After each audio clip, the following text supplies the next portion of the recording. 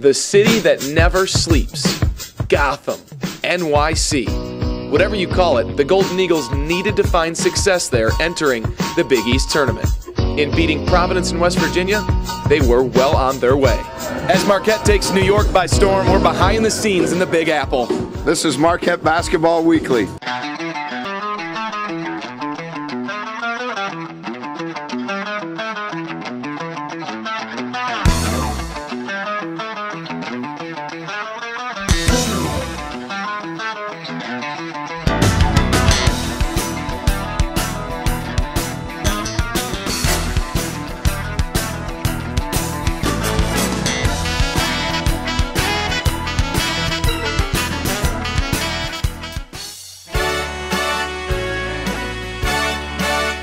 Welcome into Marquette Basketball Weekly. I'm Brad Galli, outside the world's most famous arena, Madison Square Garden.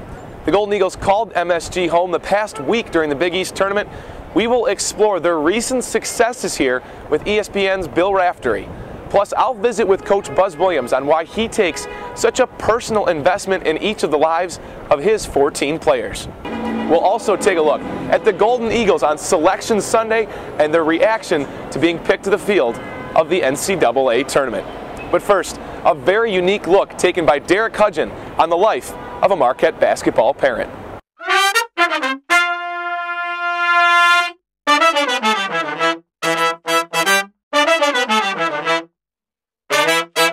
Marquette basketball has always been described as a family. The team members are extremely close to one another, but what about their actual families? How has the transition to a high-level college basketball school been on the parents? This has been a transition for me also. Going from a junior college to a big college for me, with him being so far away from home, was a transition just for me. Well, I always knew he could do it, to lead. For him to step up and become a leader, and just being a junior, I thought was very good, and it showed that Buzz had confidence in him to do that. Just watching and seeing the players that have come through Marquette's program, someday Robert's going to be able to go ahead and say, hey, I played with that guy, and there's quite a few of them that are already playing in the NBA right now. It's been kind of stressful, but it's been rewarded at the same time because he's been working hard, the team's been working hard, so it's a big adjustment for him. Jay told us that he doesn't get nervous on stages like this. He thrives off this kind of stage. Do you get nervous watching him like this? Heck yeah. I think I get more nervous watching them play than I did when I ever played. I'm the one that gets nervous, so I take all the nervousness from him so that he can play, so that's what it's about. And sometimes when he's at the free throw line, I have to walk away and find out if he made it or not. I get real nervous. Because the players travel so far from home to play for Marquette, the parents don't get to see them play much during the regular season. They understand that it's important for them to come to New York City and support the team in the Big East Tournament. It's very important because, he's a junior this year and hopefully they make it back next year, so he's only going to be able to do this, twice in his lifetime. So it's very important for us to come up here and support him and support the team. We always enjoy going to all the games just to be a supporter of Marquette, but I think that even Rob, not playing a whole lot, he knows that we're behind him and that it means a lot to him and the rest of the team. And I look at it as Rob's a cheerleader for the team, and so we're his personal cheerleaders, cheering him on and encourage him every day and every game, every tournament. And we're just very proud to be a part of a great Marquette tradition. We really take our role as parents very seriously. We try to support the new parents that come in every year. When Rob came in as a freshman, there were parents that reached out to us and made us feel welcome. So the last 4 years, we've tried to reach out to others.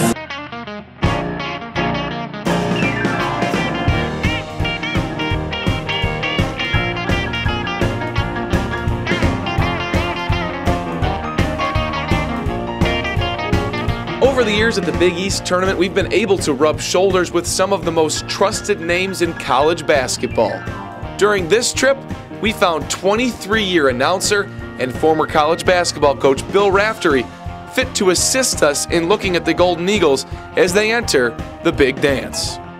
Marquette has made 2 runs in the past 2 Big East tournaments here. What do you like about this team that makes them play so tough under Buzz Williams on this stage? I think the effort. They come every game, every half, getting after you. And the thing I enjoy most about them is I don't think the country realizes how hard they play. And I think that's what's nice about going into the NCAA tournament. and people aren't used to you. They can't, in practice, simulate what you do because they don't have the speed and coverage of the kids at Marquette. So, you know, Buzz's guys, he stepped into a great program and made it better. I mean, that's what's terrific. Admirable about him, he's brought in kids who've bought in, great attitudes. They play with a lot of dignity. It's a pleasure to watch them. So you think it's a huge advantage that a guy like Darius Johnson-Odom that can take over a game at any point in the Big East season is kind of an unknown commodity in the league? Well, very much so, although everybody in it knows how good he is. He gets the best defender. And, you know, Junior Cadougan had a great game during the Big East tournament. And, you know, I think part of it is you got a guy like that who gets a lot of attention on the other side. So they've got great coverage on the outside, on the defensive end. But offensively, their ability to get in the lanes, they force a lot of people to play zone because you can't keep them away from either the lane or the penetration and kick. A new wrinkle for this team this year. Buzz has got a little bit more depth in this bench. Do you think that can help them? It's always good. I mean, if your guys come in and lift the spirits a little bit, or, you know, maybe a little more aggressive, or come up with a big rebound or a big stop, run the break a little bit better, take better shots, you know, particularly in the NCAA, you know, you're always searching for a matchup situation that you can take advantage of. And if your subs can come in and support that, you know, Fulce came in during the tournament and made some jump shots. You know, I love Cadougan, whether he starts or, you know, he's a fake starter if he doesn't begin the game because he contributes so much to this club. I guess on the reverse side of that, what is the Golden Eagles' biggest weakness heading into the NCAA tournament that you've seen from this team? You know, maybe size. Yeah. You know, sometimes it's a difficulty if the big guys, O'Toole gets in some difficulty, or Gardner's not. He had a great game during the Big East tournament as well. You know, those guys have to do some damage. You know, Butler plays much bigger and much smaller, depending on where they have to guard, or who he has to guard, and on the other end, who they put on him. So, I mean, he's like a fake 6'5". You know, he almost plays a lot bigger because he's so smart out there. Finally, for you, as you go around the country from college to college and be a part of the university atmosphere on a weekly basis, does this ever get old for you? No, not so far. You know, as long as they have places to go after the game, I'm okay. No, it keeps you young, though. I mean, it's terrific to be part of it, and it's a great ride coming to the games and watching these kids expend so much effort, and it's so meaningful to them. And, you know, it keeps you in that little area that you're still a youngster, and you still have at least the interest and enthusiasm to go and, you know, maybe be a small part of it. Well, you better not go anywhere because we love you at Marquette. Oh, well, thanks. Thank you, I really Raftery. appreciate it. Thanks for joining us. Thanks a lot, Brad.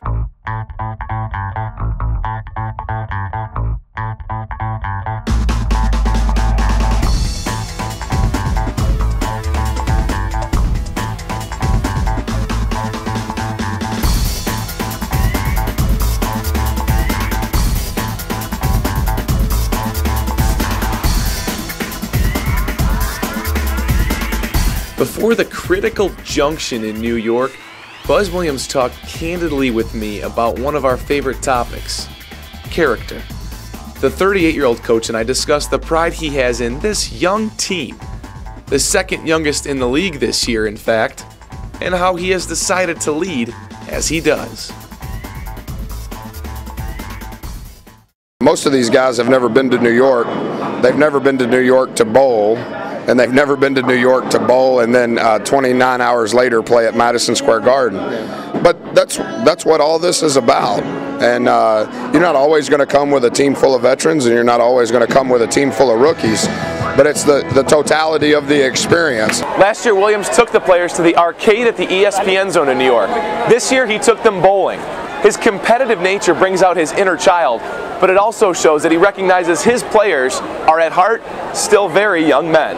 We're all like brothers, so when we come out and do stuff like this, it gives us just another opportunity to just bond that much more. He knows that we're basketball players, but we're kids too. You know, we like to have fun. So I definitely respect Buzz for this. You know, he's always looking out for us, not always as basketball players, but as kids and as human beings. What personally drives you to help them off the court so much?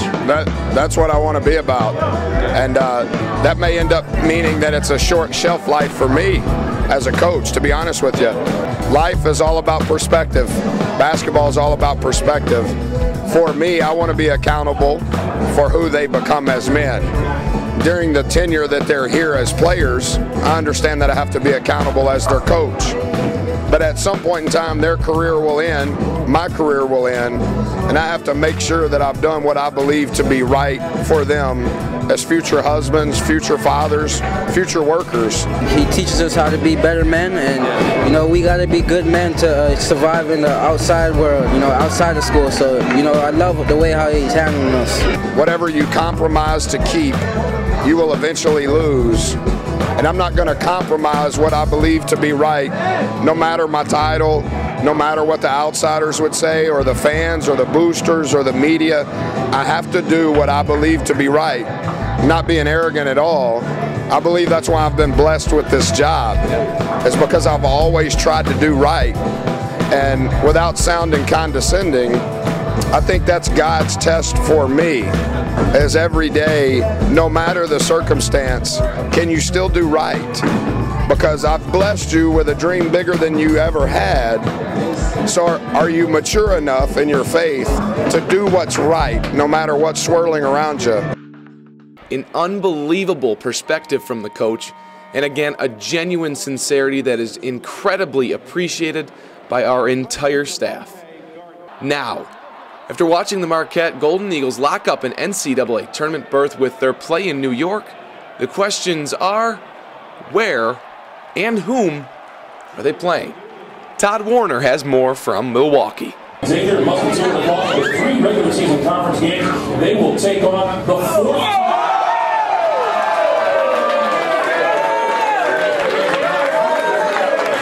I'm excited. Second year for me. You know, being a JUCO kid, you know, you dream of things like this growing up, and you know, it's just a great opportunity for us. It feels great. It feels great to be a senior and know that my last year I get to go to the NCAA tournament. We know who we have to play. We played them last year too, but they're a totally different team. In my opinion and everybody's opinion, the toughest team will win. That's what we live on. That's what we go by. I think they're real good. I haven't studied them this year. Obviously, we played them last year, but I think Coach Mack's done an unbelievable job. I know they have one of the best guards in the country. He's probably one of the top 5 best guards in the country. Buzz Williams noted that the value of the team's practices has to be perfect. He said Thursday is, quote, a giveaway day since all of the media obligations. He wants to accomplish as much as he can before leaving the Al. The message is simple for Buzz Williams' squad. We need to continue to play, and our goal should be that we practice at the Al next Monday. And within having said that, I think it somewhat narrows down the scope that our players may be thinking about. It's a 2-game tournament. We're going to have 3 practices, 2 shoot-arounds, 2 games. And if we're practicing on Monday, then we've achieved our goal. We got to be mentally prepared, and we got to be focused as a team. You know, we just can't be, you know, content with being in the tournament. You know, we actually want to do something, and I think, you know, the guys are ready and very amped for it. Everybody wants to win, especially as seniors, but all the young guys on our teams too. And I think we want to play as many games as possible. I think it's very capable with this team that we have if we focus, play together, and hit the open man, things like that, things that we work on every day. And we'll be playing a few weekends. Buzz said he will look at the preparations leading up to last year's game against Xavier and the actual game film. But when he realized it, only Jimmy Butler, Dwight Bikes, and Darius Johnson-Odom played significant minutes in that game. Reporting from the Annex, Todd Warner, MUTV Sports. So what that means is Xavier can expect a different Golden Eagle team this coming Friday. And it all goes down at 6:27 p.m. Central Time on True TV, with Gus Johnson on the call and Len Elmore providing color commentary. This is how the Marquette weekend could potentially end up.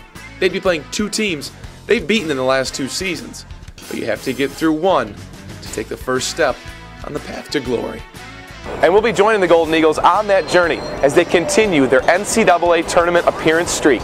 As for our time in New York, that about wraps things up from the Big Apple. We hope you enjoyed our coverage as much as we enjoyed our time in New York City. For Todd Warner, Jody Dank, and Derek Hudgin, thank you for watching this edition of Marquette Basketball Weekly, and be sure to tune into our tournament coverage all week long on MUTVsports.com.